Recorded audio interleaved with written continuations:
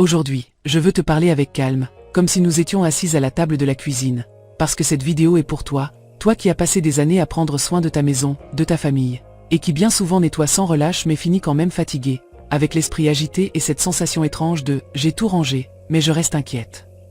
C'est exactement ce qui m'arrivait, jusqu'au jour où j'ai commencé à observer comment les Japonaises rangent, non pas depuis la perfection ni depuis l'exigence, mais depuis le calme. Elles ne nettoient pas pour impressionner, elles nettoient pour se reposer intérieurement. Et quand j'ai compris cela, quelque chose a complètement changé dans ma manière de nettoyer la maison. Le premier conseil qui m'a profondément marqué, c'est que les Japonaises nettoient plus lentement que ce que nous croyons. Elles ne courent pas. Elles ne font pas 10 choses en même temps. Et cela, même si cela semble simple, est une révolution silencieuse pour l'esprit, surtout pour nous, qui avons passé des années à nettoyer, de manière efficace, rapidement, autant que possible, comme si la maison était une liste éternelle de choses à faire qui ne se termine jamais. Pendant très longtemps, j'ai nettoyé ainsi. Le corps bougeait vite, mais la tête allait à 1000 à l'heure. Je balayais tout en pensant à ce qu'il restait à faire, à ce que je n'avais pas fait hier, au déjeuner, à l'appel que je devais passer, à la facture qui arrive à échéance, à ce que quelqu'un m'a dit, à ce qui m'inquiète. Et sans m'en rendre compte, le nettoyage devenait le scénario parfait pour l'anxiété. Parce que le corps est occupé, mais l'esprit reste libre, courant tout seul, et il se glisse dans n'importe quelle pensée.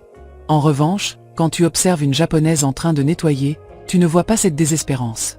Tu vois quelque chose de presque serein.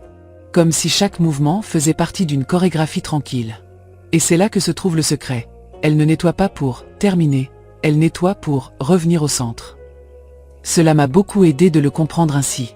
Parce qu'une chose est de nettoyer pour enlever la saleté, et une autre très différente est de nettoyer pour calmer le cœur. Et quand tu nettoies lentement, sans te presser, il se passe quelque chose d'impressionnant.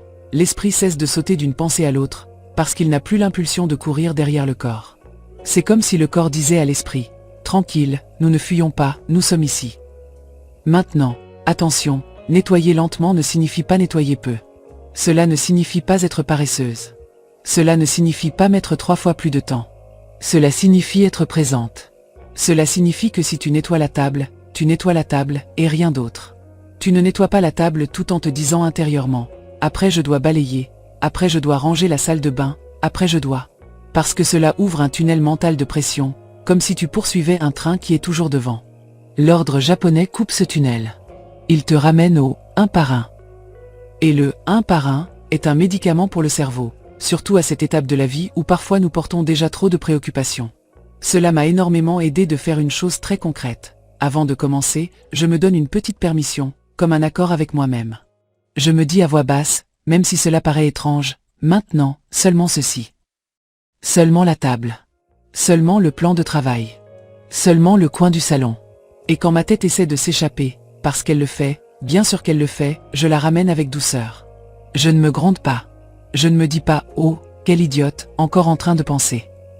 Non. Je reviens simplement. Je regarde ce que j'ai devant moi. Je sens le chiffon dans ma main. Je vois comment la surface change quand je passe.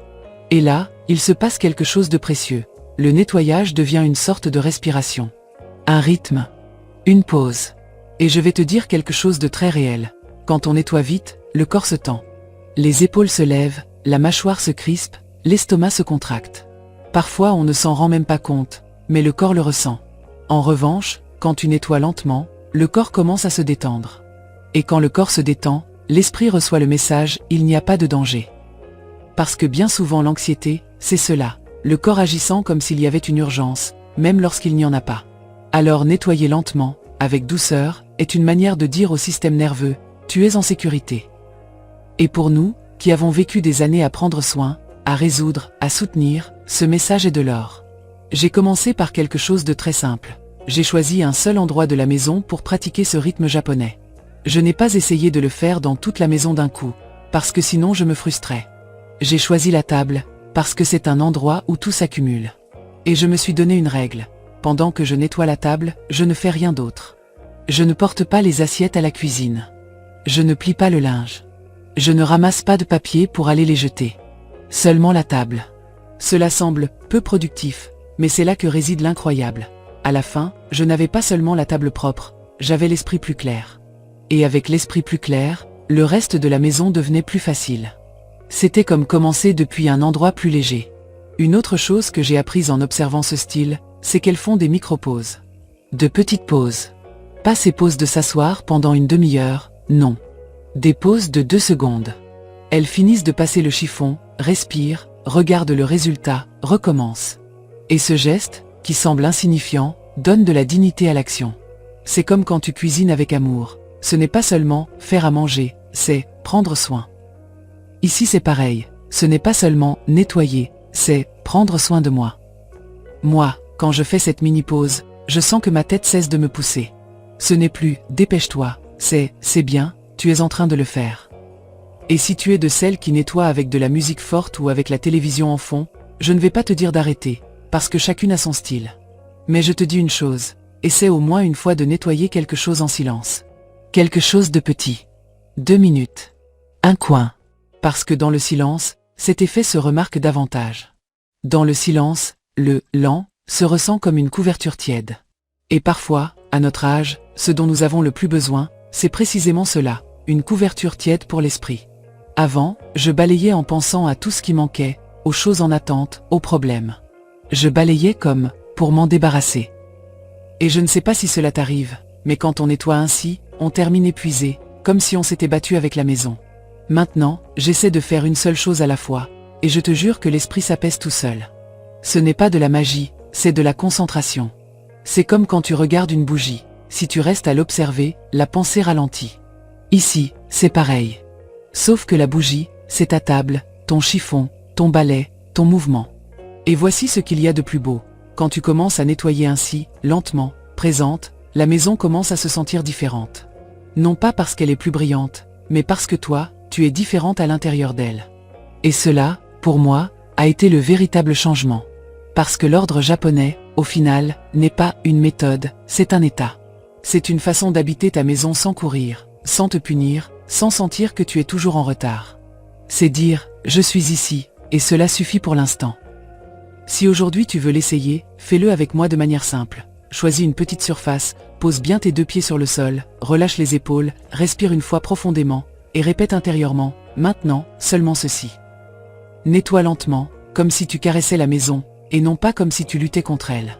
Et ensuite raconte-moi si tu n'as pas ressenti, ne serait-ce qu'un tout petit peu, que le bruit mental a diminué. Parce que lorsque tu ralentis le rythme du corps, la tête ralentit aussi. Et cela, pour une maîtresse de maison qui a tant porté, est un repos qui vaut de l'or. Le deuxième conseil est quelque chose qu'au début j'ai eu du mal à accepter. Et je suis très honnête avec toi à ce sujet, parce que cela va à l'encontre de tout ce qu'on nous a appris pendant des années.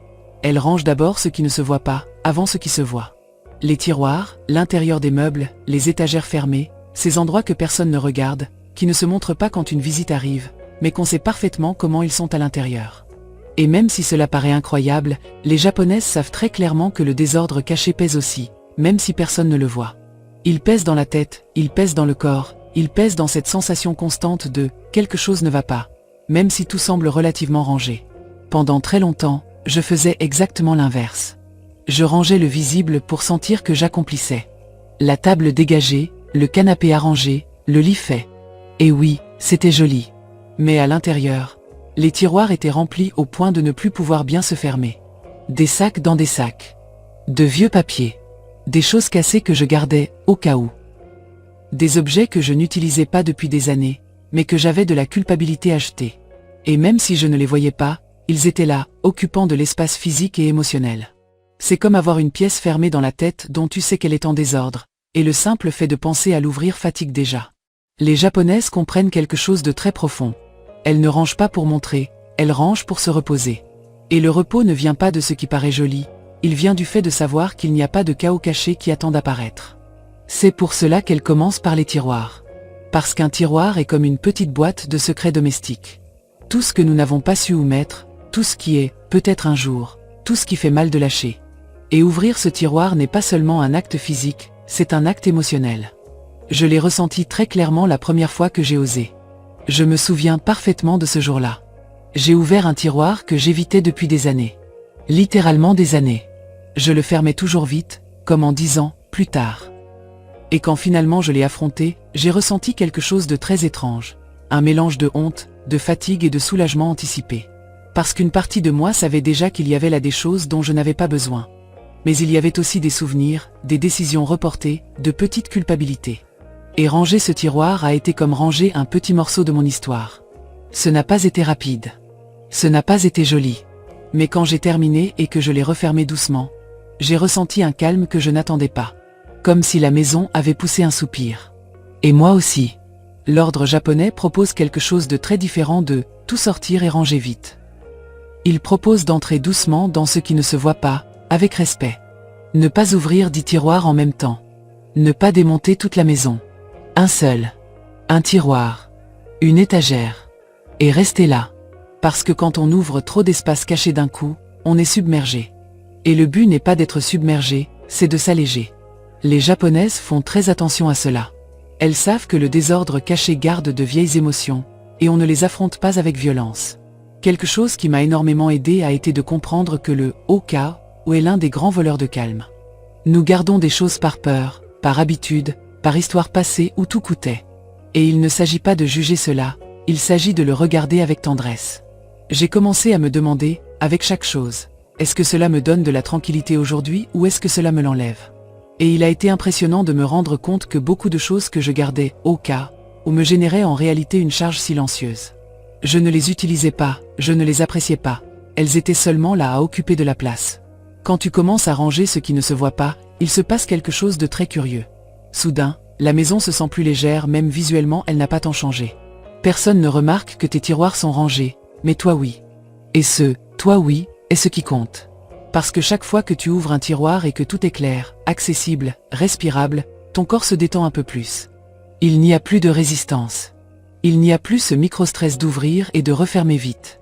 Les Japonaises font aussi très attention à la façon dont elles laissent les tiroirs à l'intérieur.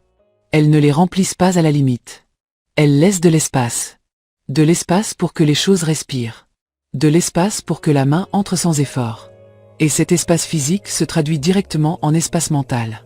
Avant, je remplissais jusqu'au bord, comme si le tiroir devait être utilisé au maximum. Maintenant je comprends que le véritable luxe n'est pas de l'avoir plein, c'est de l'avoir léger. Et je te dis quelque chose de très important, surtout pour nous, maîtresses de maison qui avons tant soutenu. Ranger ce qui ne se voit pas est un acte d'amour-propre silencieux. Personne ne t'applaudit pour cela. Personne ne le commente. Mais toi, tu le ressens. C'est comme ranger des pensées que tu n'as jamais dites à voix haute. Comme fermer de petits cycles. Comme dire, cela a déjà rempli sa fonction, je peux le laisser partir. Le jour où j'ai commencé à ranger mes tiroirs, j'ai ressenti un soulagement que je n'attendais pas. Ce n'était pas seulement de l'ordre, c'était du repos. C'était une sensation de contrôle tranquille, sans exigence. C'est comme si la maison respirait mieux, et nous aussi. Et là j'ai compris que l'ordre japonais ne commence pas par l'apparence, il commence par l'honnêteté. Par regarder ce que nous cachons et décider, avec tendresse, ce qui reste et ce qui peut partir. Et quand tu fais cela, quelque chose de très profond se met en place à l'intérieur, même si personne ne le voit. Le troisième conseil est l'un des plus puissants et des moins évoqués. Et quand je l'ai compris, j'ai senti comme si quelqu'un m'enlevait un poids de dessus. Les Japonaises ne nettoient pas quand elles sont en colère ou accélérées. Et cela, pour beaucoup d'entre nous, est presque impensable. Parce que nous venons d'une culture où nettoyer a souvent été une manière de décharger la colère, de se défouler, de faire quelque chose, quand tout à l'intérieur est sens dessus-dessous. Je l'ai fait pendant des années. Je nettoyais pressé, avec force, presque en me battant avec la maison. Je passais le chiffon avec rage, je balayais fort, je rangeais en jetant des choses d'un côté à l'autre. Et oui, la maison restait plus ou moins propre. Mais moi, je finissais pire. Plus fatigué, plus irritable, plus chargé. Les Japonaises comprennent quelque chose de très profond que presque personne ne nous explique. L'énergie avec laquelle tu nettoies reste dans la maison. Pas comme quelque chose de mystique bizarre, mais comme une sensation. Quand tu nettoies avec colère, le corps est tendu, la respiration est courte, les mouvements sont brusques. Et le système nerveux enregistre cela comme du stress. Alors la maison peut sembler rangée, mais toi tu restes altéré, et ce malaise se ressent. C'est comme quand quelqu'un parle en criant. Même si les mots sont corrects, le ton gâche tout. C'est pour cela que, quand une Japonaise est très perturbée, elle ne s'oblige pas à faire un grand nettoyage. Elle ne se punit pas en disant « je dois quand même le faire ». Elle fait tout le contraire, elle réduit. Elle fait quelque chose de petit, presque symbolique. Elle range un coin. Elle plie un seul vêtement. Elle nettoie une surface. Et ce petit geste n'est pas insignifiant, il est intelligent. Parce qu'il ne cherche pas la productivité, il cherche la régulation émotionnelle. Il cherche à faire baisser le niveau d'agitation avant de continuer. Moi, J'ai eu énormément de mal à l'accepter. Parce que je croyais que si j'allais mal, je devais profiter de cet état pour nettoyer plus, comme si la fatigue ou la colère étaient du carburant. Et ce ne le sont pas. Ce sont un signal. Le corps avertit qu'il a besoin de douceur, pas d'exigence. Le jour où j'ai commencé à écouter cela, ma relation avec le nettoyage a complètement changé. Maintenant, quand je me sens très saturé, je fais autre chose. Je m'arrête une seconde et je me demande avec honnêteté, comment vais-je vraiment? Pas comment je devrais aller, mais comment je vais. Et si la réponse est fatiguée, nerveuse, dépassée, je ne me jette pas à nettoyer toute la maison. Je choisis une seule chose. Quelque chose de petit. Quelque chose que je peux terminer sans m'épuiser. Et je le fais lentement, avec soin, presque comme si je prenais soin de quelqu'un de fragile. Parce qu'à ce moment-là, la fragile, c'est moi. Et il se passe quelque chose de très beau. Ce petit geste commence à faire baisser le bruit intérieur. Pas parce qu'il résout tout, mais parce qu'il envoie un message au corps, je ne vais plus te pousser. Et quand le corps reçoit ce message, il se détend un peu. La respiration s'allonge. Les épaules descendent. La tête cesse de serrer. Et seulement là, si je veux, je peux continuer avec autre chose. Mais déjà depuis un autre endroit. Les Japonaises savent que nettoyer avec rage laisse la maison propre, mais l'esprit plus chargé. Et pour elles, l'esprit est aussi important que l'espace. Elles ne séparent pas une chose de l'autre. Moi, j'ai appris qu'il ne sert à rien d'avoir la maison impeccable si à l'intérieur je suis un nœud. Et que parfois, l'acte le plus aimant n'est pas de tout nettoyer, mais de s'arrêter à temps. Il y a des jours où je ne range qu'un coin du salon. Où je plie le linge avec plus de lenteur. Où je nettoie la table et rien d'autre. Avant, cela me faisait me sentir coupable, comme si je faisais peu. Maintenant je le vois autrement. Je fais ce qui est nécessaire. Je prends soin de mon équilibre. Parce que nettoyer ne devrait pas être une punition, cela devrait être un soutien. Et crois-moi quand je te dis ceci, faire peu, mais le faire avec douceur, change tout. Cela change la façon dont tu te sens dans ta maison. Cela change la relation que tu as avec toi-même. Cela change même la manière dont tu affrontes le reste de la journée. Parce que quand tu te traites avec bienveillance dans ces moments de saturation, la maison cesse d'être une exigence et devient un refuge. Ce conseil ne se voit pas à première vue. Personne ne voit si tu as nettoyé en colère ou dans le calme. Mais toi, tu le ressens. Et à ce stade de la vie, sentir la paix vaut bien plus que cocher une liste interminable. C'est pour cela que l'ordre japonais ne te pousse pas quand tu vas mal. Il te soutient. Il te dit, aujourd'hui, un petit peu, mais en paix. Et cela, pour une maîtresse de maison qui a tant donné, est un acte de respect profond. Le 4e conseil est précieux et très guérisseur. Et quand je l'ai compris, j'ai senti que, enfin, quelqu'un me donnait la permission de lâcher sans me sentir une mauvaise personne. Les Japonaises remercient silencieusement les objets avant de les ranger ou de les laisser partir. Et je veux le dire avec beaucoup de clarté, parce que parfois on le comprend mal. Ce n'est pas quelque chose de religieux, ce n'est pas une cérémonie étrange, ce n'est pas de la superstition. C'est quelque chose de profondément émotionnel. C'est reconnaître que cet objet a été dans ta vie, qu'il a rempli une fonction, qu'il t'a accompagné à un moment, et qu'à présent il n'a plus besoin de rester là. Nous, surtout à notre âge, nous portons beaucoup d'objets avec une histoire. Des cadeaux de quelqu'un qui n'est plus là. Des ustensiles anciens. Des choses héritées. Des vêtements qui ont été importants à une autre étape. Et bien souvent nous ne les gardons pas parce que nous les utilisons, mais parce que nous sentons que les lâcher, c'est trahir le souvenir, la personne, ou même une version passée de nous-mêmes. Je ressentais exactement cela. J'ouvrais un tiroir et je voyais quelque chose de vieux, quelque chose que je n'utilisais plus, et je pensais, comment je vais jeter ça? Et cette culpabilité me paralysait. Les Japonaises ont un regard très différent. Elles comprennent que les objets ne veulent pas être une charge. Que leur fonction n'est pas de t'emprisonner dans le passé, mais de te servir tant qu'ils sont utiles. C'est pour cela que, avant de les laisser partir, elles font quelque chose d'aussi simple et d'aussi puissant que dire « merci ». Parfois à voix basse, parfois seulement intérieurement. Merci d'avoir été là. Merci d'avoir servi. Merci pour le temps partagé. Et avec ce geste, l'objet cesse d'être une dette émotionnelle et devient quelque chose de clos, de complet. La première fois que je l'ai fait, je me suis sentie un peu bizarre, je ne vais pas te mentir. J'ai pensé, est-ce que je parle toute seule? Mais j'ai continué. J'ai pris un objet ancien, un que je gardais depuis des années sans l'utiliser, et j'ai dit « merci ». Et il s'est passé quelque chose d'inattendu, le nœud dans la poitrine a diminué. Il n'a pas disparu d'un coup, mais il s'est desserré. Parce que je ne jetais pas un souvenir, je le reconnaissais. Je ne niais pas le passé, je l'honorais. J'ai commencé surtout avec les cadeaux. Ces cadeaux qu'on garde par engagement, par affection, par histoire, même si on ne les aime pas ou qu'on ne les utilise pas. Dire « merci » m'a permis de comprendre que la valeur du cadeau n'était pas de le conserver pour toujours, mais dans le geste qu'il y avait derrière à ce moment-là. Et ce geste a déjà rempli sa fonction. Il n'a pas besoin d'occuper un espace physique éternellement pour rester valable.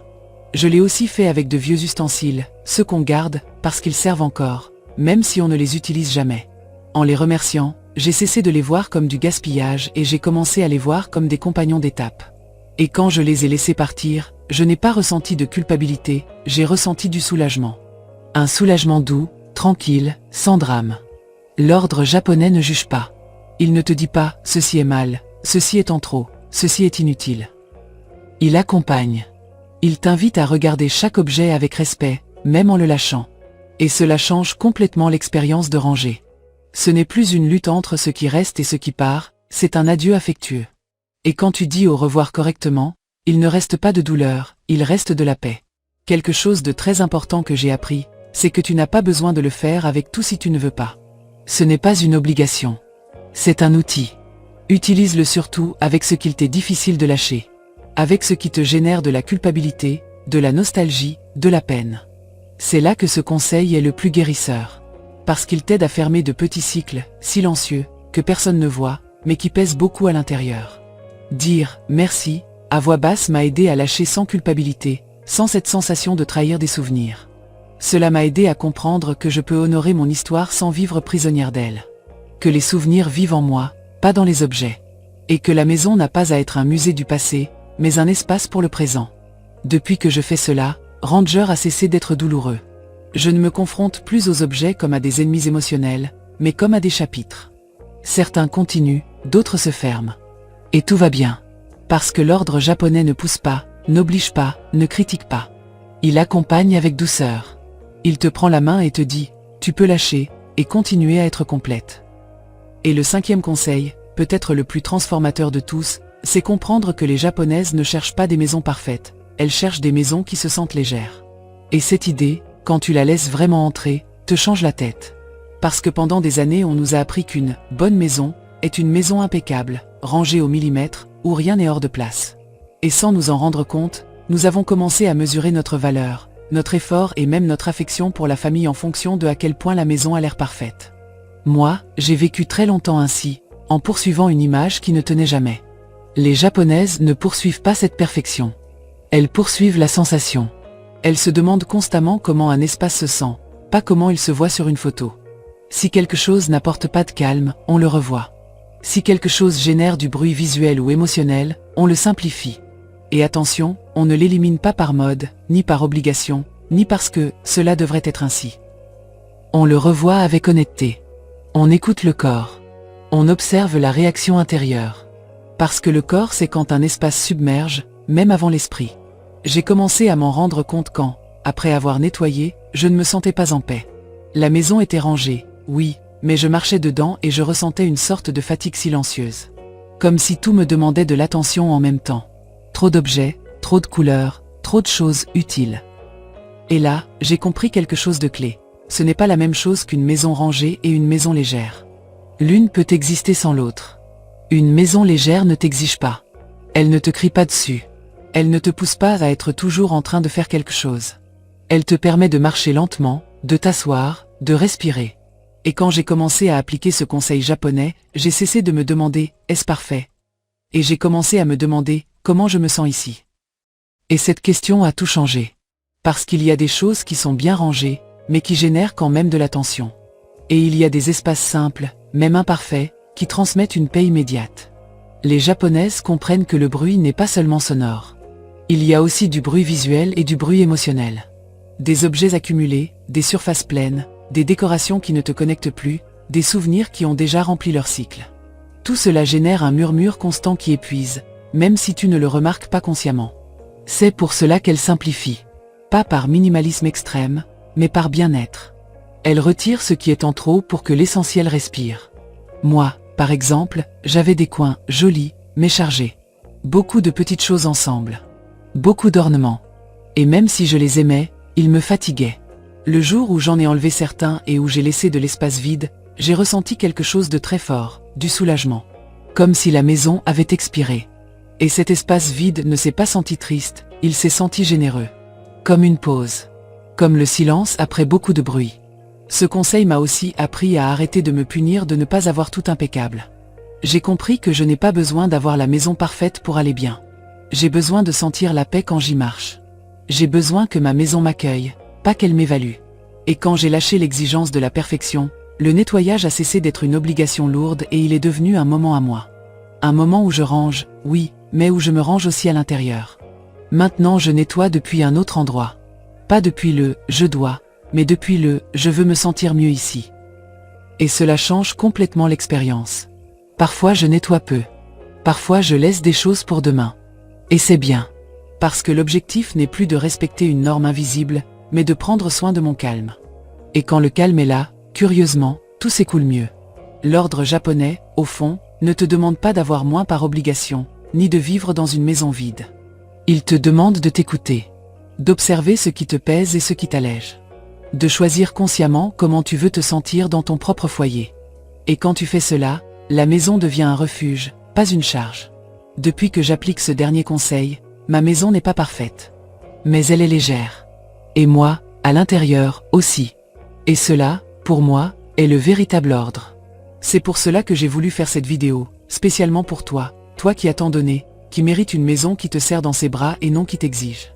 L'ordre japonais ne te demande pas plus d'efforts, il te demande plus de bienveillance envers toi-même. Et si aujourd'hui, pendant que tu nettoies, tu arrives à respirer un peu plus profondément et à sentir un tout petit peu plus de calme, alors tu es déjà en train de l'appliquer.